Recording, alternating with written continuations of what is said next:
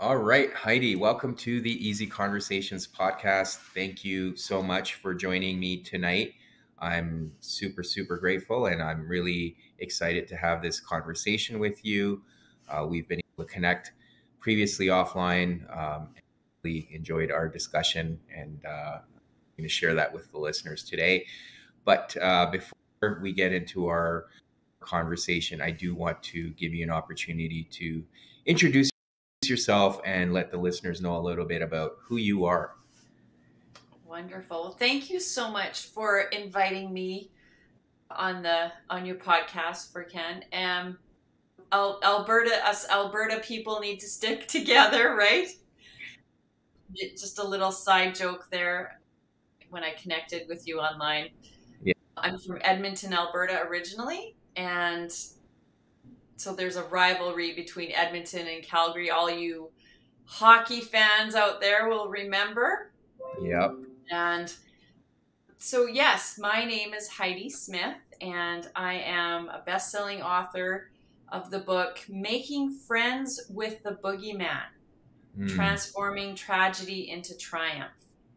And I wrote this book because I am a transformation guide, and I wanted to share the message that our emotions are allies as opposed to enemies, because for much of my life, I was terrified of my emotions. I was afraid of my anger, sadness, fear. I am a sensitive person and I felt things very deeply and it was very intense and I didn't know how to handle it. And so I was on a quest for most of my life looking for ways to address all these big feelings that I had. And so once I made peace with all of these things, I wanted to share that message with the world that it is possible to be a sensitive being in this world, and for that to be a superpower, for that to be a strength, as opposed to it being a weakness. So that was the inspiration to write the book. So Making Friends with the Boogeyman was me getting in touch with all of these challenging emotions that I had and accepting them and learning from them. Yeah, no, absolutely. And I think we'll get into that later on in terms of using those emotions as allies. And I know you mentioned anger is one of them. And there's that stigma around anger as a negative emotion, but we'll try to hopefully debunk that in this episode. But I just also want to understand what led you down this path, because you mentioned transformational guide, and I've had other people previously on this podcast who are also in that space of transformation. I haven't really had the opportunity to dive deep into what transformation means. I know for me, I've gone through a transformation. I believe most people do through various life experiences. But how are you able to guide others, and how were you able to guide yourself? So I know many questions there, but multi-layered. It's a multi-layered extravaganza.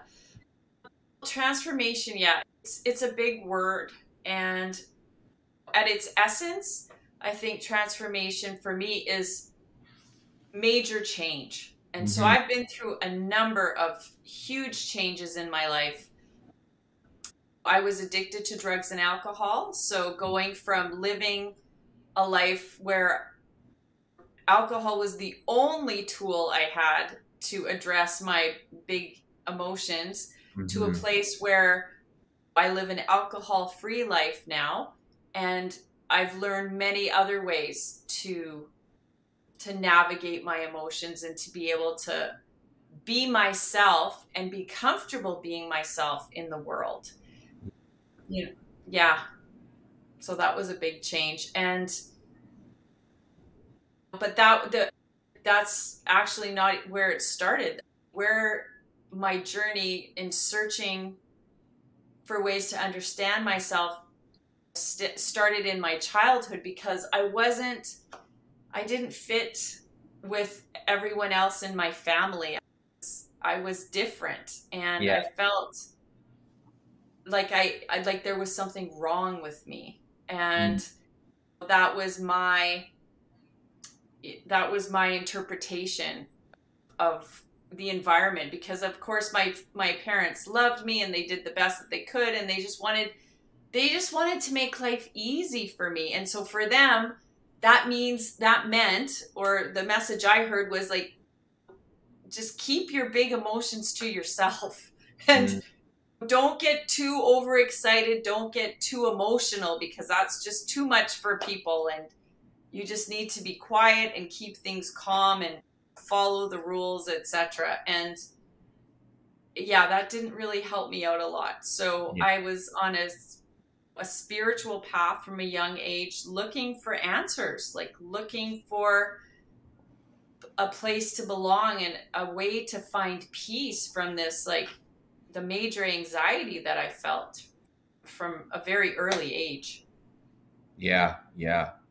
No, I appreciate you sharing that. And like very similar journey myself from childhood, feeling different, being told to be something else or be less of who I was. And I think it's looking back, it's easy to, and I'm not saying this is something that I'm getting from you or interpreting from what you're saying, but I think in general, a lot of people do feel that form of resentment towards their family for being told to act differently. But I think if you were to turn it around and have compassion for them, I think they also struggled with their own emotions. So they weren't in a position or didn't have the capacity to help us as children. So how can we now take that responsibility and, to your point, go through those major transformations? And it is a journey, as you alluded to, because alcohol was probably another experience and opportunity for you to get through and perhaps go through another transformation in that regard. And I think part of it is you see a lot of people who change once they change their relationship with, we're using alcohol here as an example, but they're in a better position to face their emotions, because quite often we mask those tough emotions and numb ourselves through substances.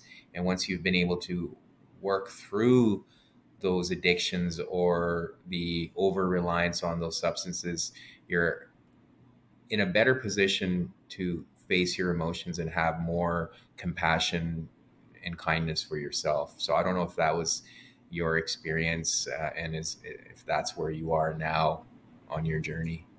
Yes, it's one of those things where I thought alcohol was the solution, but actually it was just making things worse and Right. worse, right? It was out of control. My anger was way out of control, and I just kept it was a negative feedback loop. Like I just kept doing more things that I was ashamed of, and more things that, having these experiences with people, and more resentments. I was getting more resentful. And so it wasn't it wasn't until I stopped drinking that I could actually embrace different ways to address my feelings. And I saw one of your posts about how important it is to speak your truth. And speaking my truth, first I had to start with myself, to be honest with myself Mm. about how was I contributing to this disaster that I was in at the time, right? How was I contributing to the my relationships falling apart, which is what caused me. In recovery, we talk about having a bottom, and what brought me to my bottom is my relationships were falling apart. And Right. I am somebody that I need connection. It feeds me, it nourishes my soul. And so when my friendships were deteriorating because of my behavior, that was my big aha moment to go, holy cow, what's going on here? Mhm. And so it took being honest with what was going on with myself and how I was contributing to the situation, because I can't change anyone else. I can only change myself. And so that's where I started. And recovery 12-step program was the way that I stopped drinking. Mm-hmm. And it's what I loved about the 12-step program is that it says take what you like and leave the rest. Mm-hmm. It's got these great steps to follow, and you get to decide what works for you and what doesn't. And so I just listened to other people before me and what they had gone through and how they got out of it. So I was looking for the solutions. And when I was drinking and doing drugs, I was fixated on the problem. And so Mm-hmm. that just kept getting worse and worse. Once I stopped drinking, then I had a clear head and I could start making there was some forward momentum happening then. Yeah. Yeah. No, and I agree. And I think it takes a lot of courage, but it is empowering when you're able to look at yourself in the mirror and be like, okay, am I ready to take responsibility here? And I've had very similar experience again where failed relationships and having that hard, difficult conversation with myself. But okay, there's a common denominator here, and that's you. So what are you going to do about it, right? Or are you going to continue this pattern, which is getting old and it's painful? So yeah, I think after taking responsibility for my own healing and myself and working on myself, it brought a lot of power back, and it was liberating because I knew then I could focus on the things that were in my control, and I can take responsibility for the things that needed to be healed. And that, going back to that word transformation, was a huge transformation for me. And the best way I can articulate it is almost like going into a cocoon phase where I pretty much removed myself from a lot of people and had to go inward into solitude almost and find myself, and went through this whole growth process. I'm still evolving, and I believe that journey never ends, but I think that's the significant part of that transformation, right? Absolutely. Good. Well done, you, because you're starting out a lot younger than I was when technically I've been on the journey my whole life, but it sounds like you hit your epiphany much younger than I did. I was 50 years old when I finally had the huge aha and was able to let go completely of some childhood issues, which I thought I had addressed before. But Mm-hmm. it's one of those things. There's layers. We talk in personal development, they talk about the onion and all the layers. And Yeah. it is so true. It is so true. And, you know, honest, I'm as honest as I know how to be in the moment. And that changes over time. I'm in a place now in my life where the level of honesty is much easier. It's easier to be completely honest than it was 20 years ago. Yeah, absolutely. Absolutely. Yeah. And I think these things do keep coming up. You may think you've dealt with something and something else may come up, and that's, as you've mentioned, that's part of the whole journey, and it never really ends. Life would be pretty boring if it ended, right? If there was nothing to work through. Exactly. Yeah, but that's where I think being honest and open to the emotions comes into play, and why it's so crucial. And you've talked about your book, and I'm assuming the boogeyman is the emotion that you're referring to, that we get uncomfortable with, right? And what was it like for you to start accepting your emotions and, like you said earlier, becoming, almost befriending them, and seeing what the message is behind the emotions you experience? Yes. It was a relief, really. That's the biggest thing. Like you mentioned earlier, compassion for ourselves. And that is one of the best things that I've learned that Hmm. I give to myself on a regular basis. And that I encourage other people to be kind to themselves.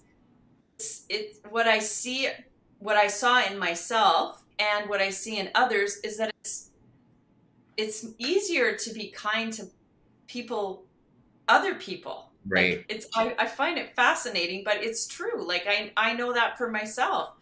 I was the toughest critic of me, unkind to myself.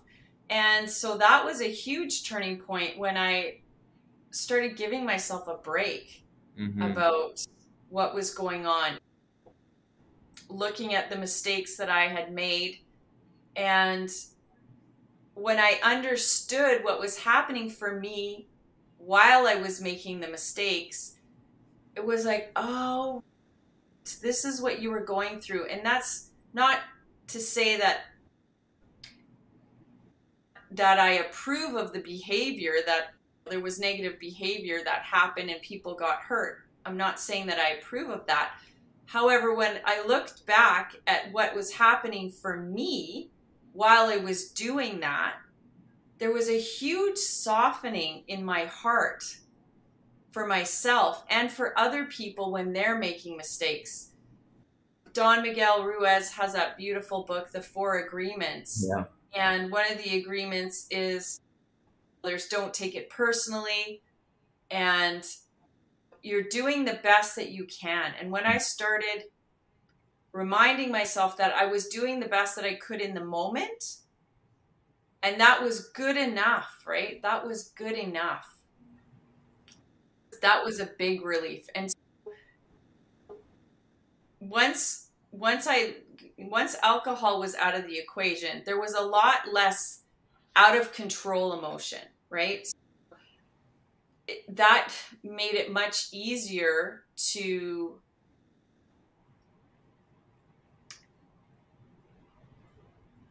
feel what was going on and connect with it.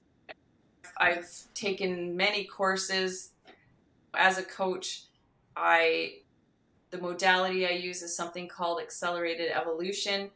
And the reason I chose to become a coach, which was a huge surprise to me, a transformation guide, a coach, is because it was so effective in connecting with my emotions and having the experience of communicating with them and listening for what the messages were and understanding, changing my perspective from judging myself for being angry to recognizing that my anger had a positive intention for me. Like our Marshall Rosenberg talks about how anger is covering up unmet needs. And that rings true for me. That's a really important thing for me to remember, that anger is like my alarm signal that something's not right with me, that something's not working for me. And so anger gives me the energy to make a change, because as human beings, change can be challenging. And so I need that juice in order to be able to do something differently. Yeah, absolutely. And there's a couple of things that I want to explore further. So one of them, obviously, you mentioned anger. We talked about it before. And as I alluded to earlier, there's this stigma around anger. I think for me too, I was growing up, even in my adult life, I was told, oh, anger's bad. And I think what I'd like to say, because I've been part of anger management groups, facilitating them as well. And one of the things I've realized is people coming in have this negative perspective on anger as much as I did. It's important to understand that anger is okay. It's how it's expressed, right? And I think people get caught up in the first part. It's really the second part. So to your point, use that anger as your ally. Try to understand where this anger is coming from. What's the source? What's triggering you?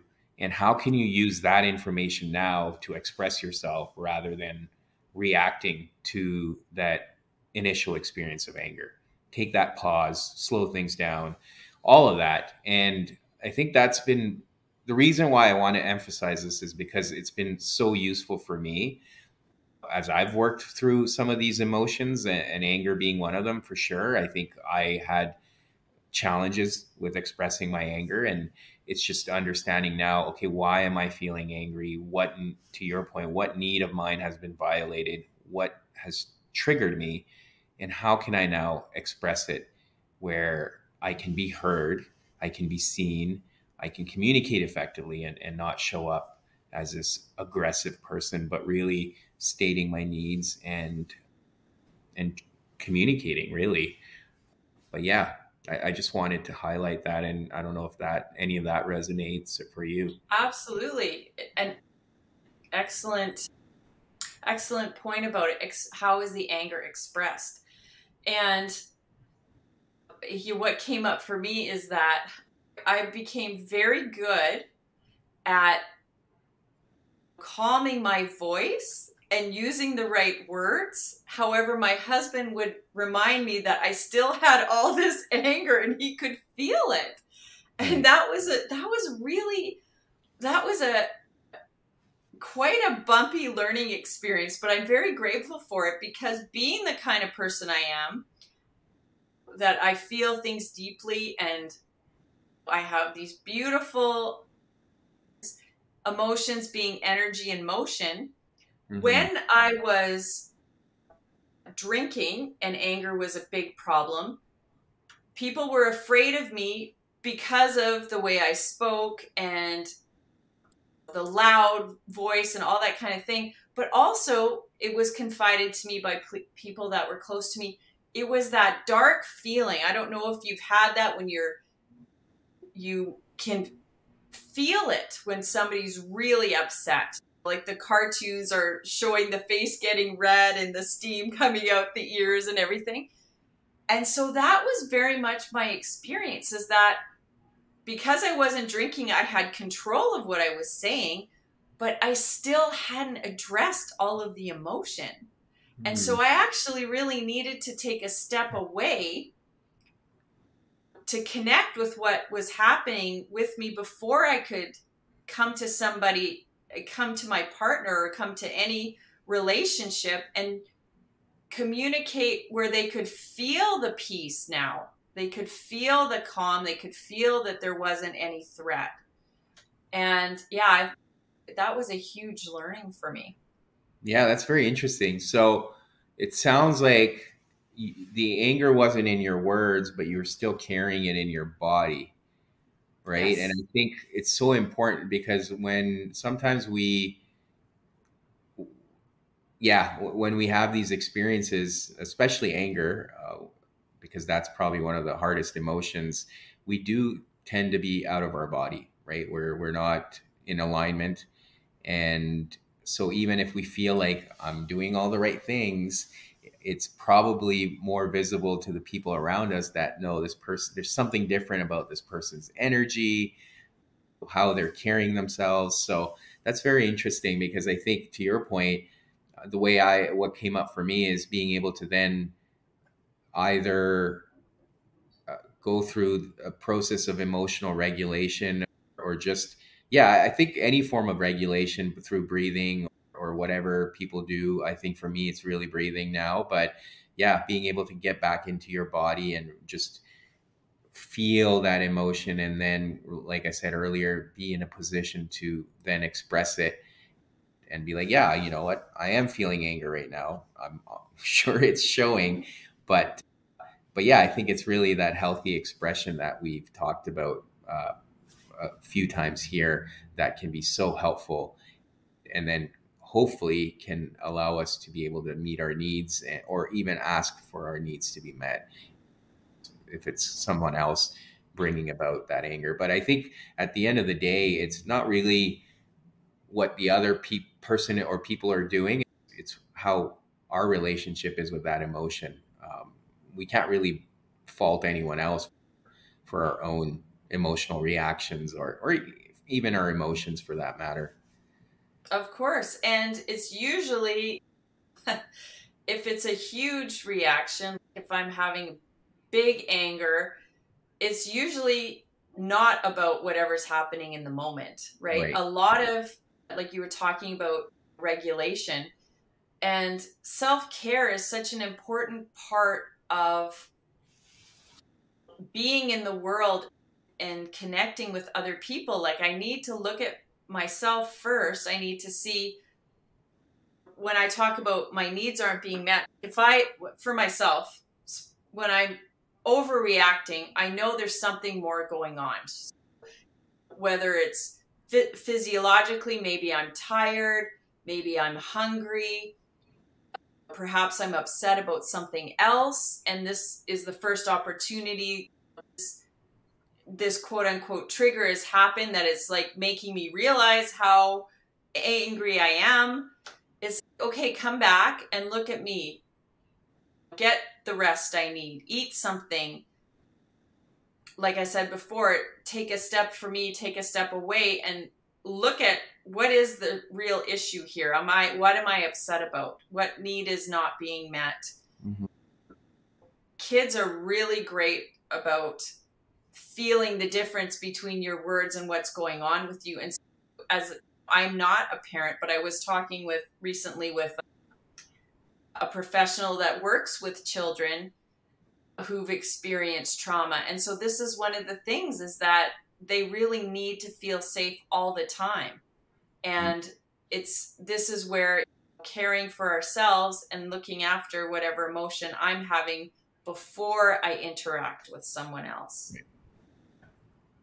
Yeah, absolutely. And that could apply to many emotions. I think one of the things, what I don't practice it myself a lot, but it's something I aspire to practice, is often you want to be able to take a break, or just a 2-minute gap between interactions, right? Quite often we seldom do that. We go in from one interaction to the next without really having that times in between where you're trying to understand how you're feeling, what kind of things are you carrying in your body, and what emotions are you perhaps bringing from your last interaction. That could be very informative and can really help you as you transition into the next interaction. So that's something I try to embody. It's tough because that's what life is right now. You're rushing from meeting to meeting, from place to place. So you forget about those things, but it's something I suggest or recommend to people as well if they're interested to try it out. I think there's a lot of value in that, to just slow things down and see where you're at. Do a check-in with yourself before you move on to the next interaction, because in those moments you may even realize what kind of emotions that you've been carrying around and you haven't really paid attention to. And to your point earlier, often anger is a result of something that's probably been lingering in the back of our heads for days, or something from even years ago, and the other person just says something that just trigger that, and boom, it just comes out. So just being aware. Yeah, it's an opportunity, right? Triggers are, I believe, an opportunity, right? My belief system is that everything that's unfolding in front of me is all for my awakening. And what the goal is, talking about relationships, is working on the relationship with myself. Mm-hmm. How am I looking after me is a really big part of how well I do with the other people in my life. And I know this. I'm married, and this is where everything comes out. Like my husband, if something's not going right, like this, something will happen in our relationship, and it's a mirror. So I'm seeing a reflection of myself, and it's, oh, okay, this isn't working. So what's going on, right? So what's going on with me, and what do I need to do with myself? That's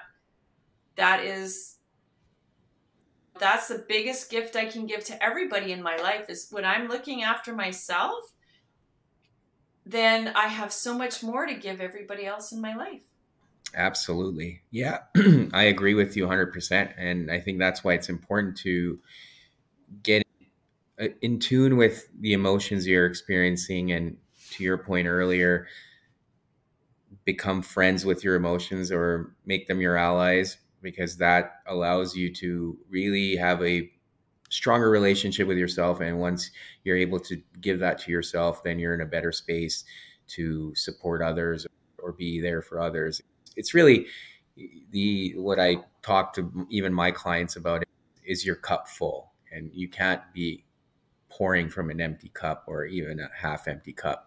So make sure your cup is full before you're looking to go do something for someone else, because you won't be able to, or at least not from a good place.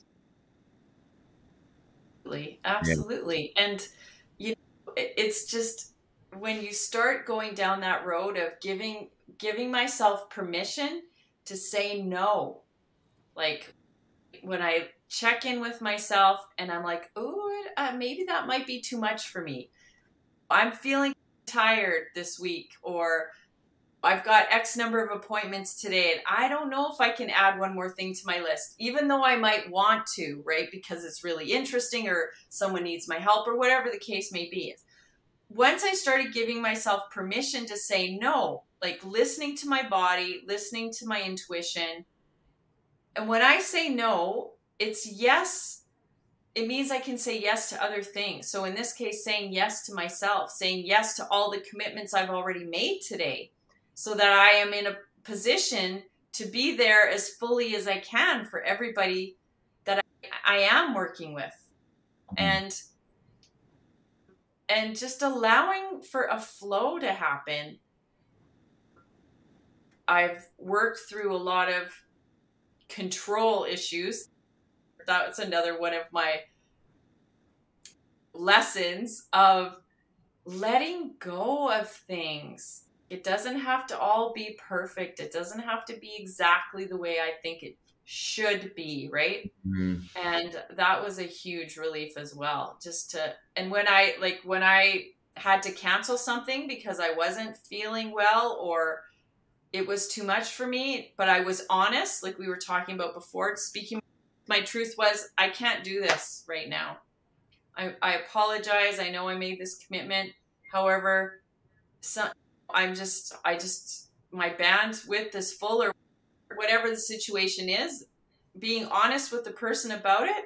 So many times, like pretty much 100% of the time, if I am honest and I say I can't do this, the person will say, "Oh my God, I'm so glad that you said that because I actually needed this time for something else." Mhm. Right? It's usually a mutual thing. And the same when someone else cancels with me or they need to reschedule, I am always open to that because I know that something else will come up. Something else will need my attention. Something else always fills that space. And so Right. it's just an acceptance of that and going with the flow. And that's been a huge relief for me as well. Yeah, yeah, absolutely. And I think one of the other things I focus on is if I'm going to force myself or push myself to, even if I've committed to something and I'm not in a good space to be able to deliver whatever it may be, if I force myself or push myself, am I going to be present? Am I going to be at my best? And if the answer is no, then it's probably best. And I think if you try to explain it to other people that way too, they also respect that, because you're coming from a place of honesty and good intentions. And it's hard for people to be like, oh, you're canceling on me, or to get upset in general, right? And I think that's been powerful for me as well. And I think for me personally, there was a lot of shame around not being able to stick to those commitments, but knowing that for me also presence is more important. So it's finding that, or just prioritizing between the two. And I think I've been able to, through compassion for myself, be able to deal with that shame, because I know I'm trying to prioritize being present over anything else. So it's the quality of the interaction as well that matters. Absolutely. And we can still be in integrity when we renegotiate. So if I set something up with somebody and at the time have the best intentions and we come to an agreement, and then a month later whenever the thing is supposed to happen, it's a different situation and we can renegotiate that, right? That's still staying in integrity. I want to give the best of me to our interaction. You want to get the best of me and you want to give the best of you. That's interactions I'm creating in my life. So people, like you say, people are open to that because it's the honesty, it's the clear communication, because everybody's been there when they know what it's like to be not feeling it and doing it anyways. And then what do you have? I have a hangover of, oh, well, that wasn't what I was hoping for. And usually something went awry and it was like, oh, I should not have said yes to that. I should have said, I'm not ready. Yeah, absolutely. And I think that causes more issues later on. So for sure, I agree. Heidi, thank you so much for coming on here and having this conversation with me and sharing your story as well. But for listeners who want to find you or want to get a hold of you, what are some ways they can do that? Oh, thank you for asking that. My website is HeidiCoach.com. So that's HEIDI, HeidiCoach.com. And there's a link on there. I'd be happy to run a coaching session with someone if they're interested in exploring feelings the way that I do it in this modality. That would be a pleasure. Mm-hmm. You'll find my book on that website. You'll get to learn a little bit more about me. I've been working with a year of joy lately, which I'm really excited about. So there's information about that. It's a fascinating website, The Art and Science of Joy. It's two individuals, Debbie and Andrew, were studying how can we be more joyful in this world. And so they went out and they did all this research and they came up with all these answers. And so now they're sharing that with the world, giving you ingredients and ideas and resources. So yeah, that's all on the website as well.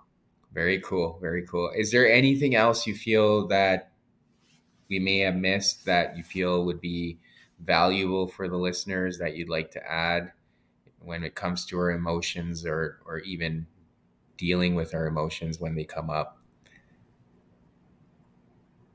Yeah, I would just iterate again to be kind to yourself, because even shame has a positive intention for you.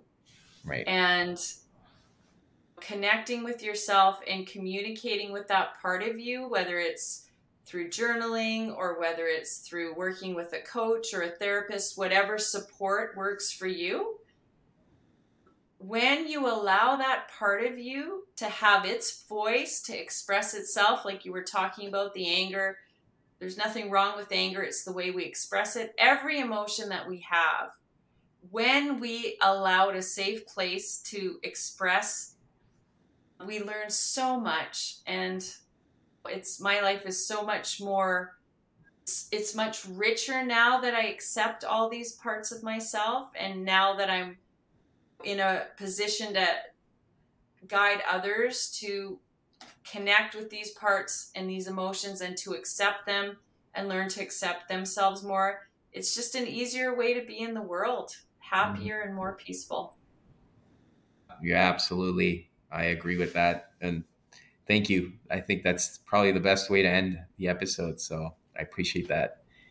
Thank you so much, Furkhan. I really appreciate your time.